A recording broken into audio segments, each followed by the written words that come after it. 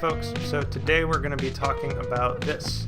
This is my Epiphone Les Paul Special. So this is a guitar I've had for a little bit now, and I've recently been finding myself playing it more and more, so I figured I'd make a quick little review video about it. So they say that it's a mahogany body and a mahogany neck, and then they don't specify the fretboard material, but we can assume it's some sort of Richlight or one of the other cheaper fretboards. Not that this one has any issues. 24.75 inch scale length, 12 inch radius on the neck, 22 frets, two P90s, which is fun, and then single volume, single tone, and a three-way switch. Fixed bridge, of course. The cool part about this guitar is, of course, it's a Les Paul style, but it's super thin and super light. So compared to most actual Les Pauls, where those things can get up to around 10 pounds, this isn't even close. So I personally acquired this guitar used. I got it on Facebook Marketplace as part of a sale and a trade with some other stuff. And I didn't really expect to love this guitar that much. It was just sort of a little bonus on a sale I was doing. Figured I'd get something I could play around with, mod maybe.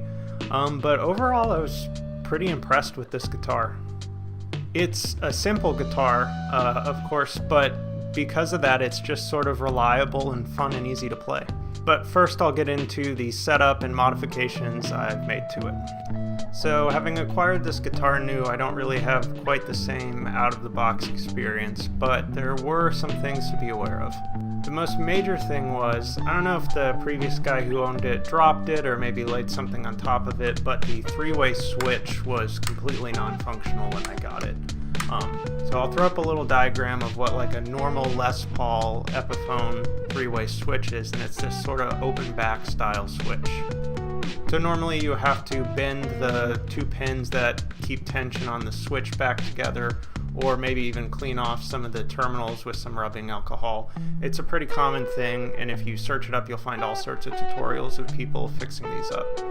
What had happened with the one that was in this guitar was the actual solder joint that held the ball in place so the switch could move correctly was completely broken.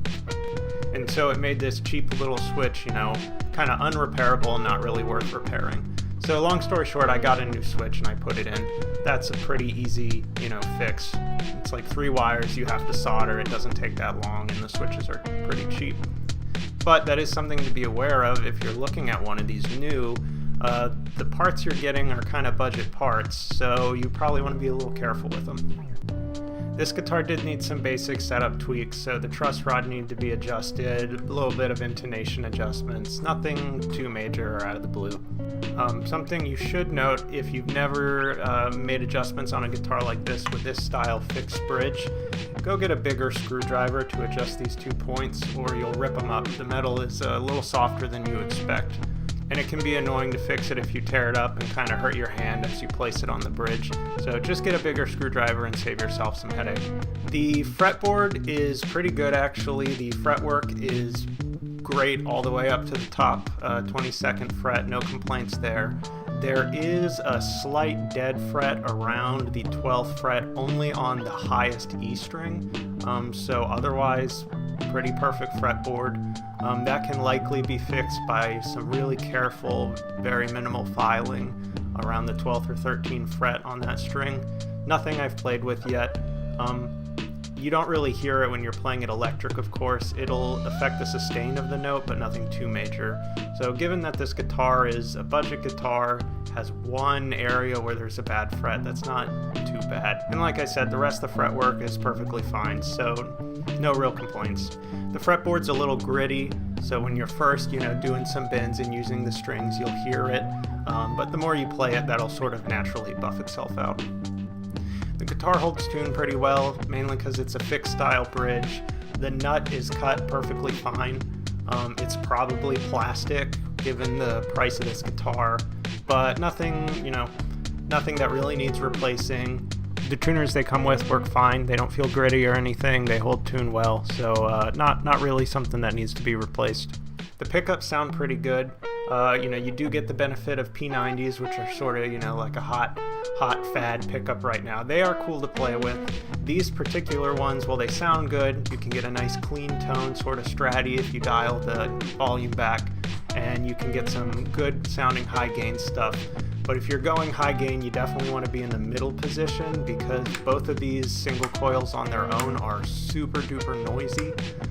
And that could be because the pickups are kind of cheap. But like I said, you can definitely work around that by switching to the middle position if you're doing some gain, or even some stuff in your production using a noise pedal, stuff like that. The guitar is surprisingly resonant. I didn't expect it to be because it's super light, but acoustically the guitar is pretty loud, and that's kind of cool. It sustains nicely aside from the one area where there's a dead fret. It's comfortable because it's so light. It's well balanced. There's no headstock dive or anything.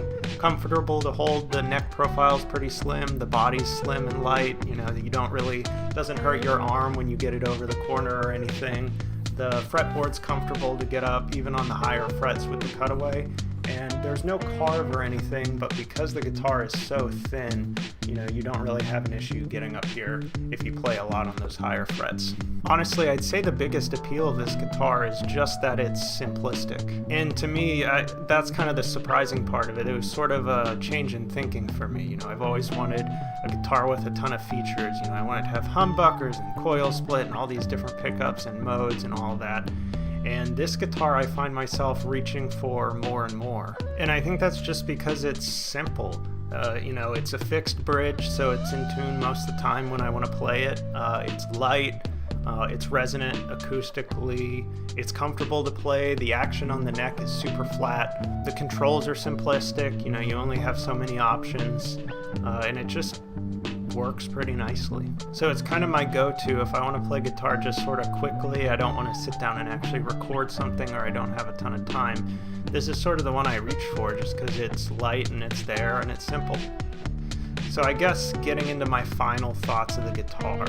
I certainly don't plan on getting rid of this anytime soon, but I don't know if it's something I would buy new. So as I mentioned, I got this guitar used. And if I sort of price out what I traded for and what I spent on it, I got it at about half of its new value. New, these guitars are about $140, and for me, I don't know if that's really worth it. But it's not so much that you don't get a lot of versatility and useful features out of this guitar. It's not quite my style.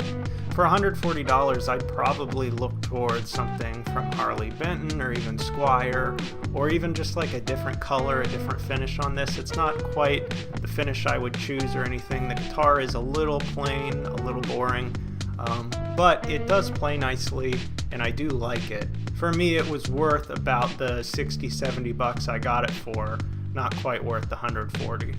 But that's sort of up to you. If you want a Les Paul style guitar that's cheap, if you like the color red, all of that, this is going to be something you enjoy having. And for the price, $140, it's right in line with the Squier, the other Epiphone offerings, things from Harley Benton and all that.